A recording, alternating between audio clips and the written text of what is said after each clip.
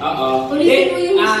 Yung sa part naman namin yung Junita, kakagaling naman kami seryoso, pero in terms of comedy, talagang ano yan, matik po yun kagad. And of course, pabor po sa amin kasi Cagayan de Oro and Iloilo is our crowd, and Bisaya and Ilonggo, and of course, Cebu. So, this could be hilarious. Bye! Come on! Totoo yun, kasi crowd talaga. Oo. Kumbaga kasi yung mom ko is from Iloilo. Tapos Bisaya pa ako, nakapag-Bisaya ako. So, muna ginahan may ma-perform sa Mindanao. Kaya, di ba, bayuta ka? So, adjust talaga kayo na sa crowd, sa kung saan lugar kayo nagko-concert. Iba-iba kayong, iba-ibang gimmick, iba-ibang pakulo. Ganon.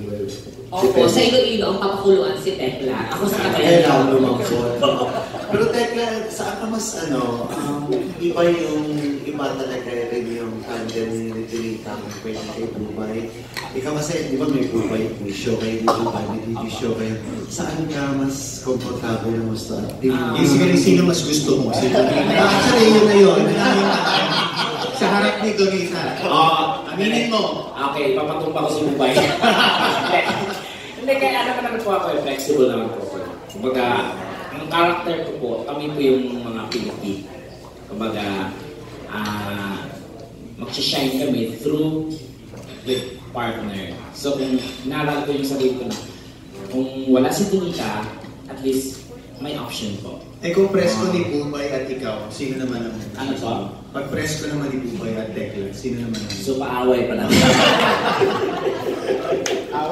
Hindi kasi meron di ba parang hindi na kayo mag-uusap, alam na ninyo, di ba? Kayo ni Junita, gano'n. Oo, kasi matagal na kami ni Junita, natin sa tao. Mag-show na po talaga sila sa totoong buhay.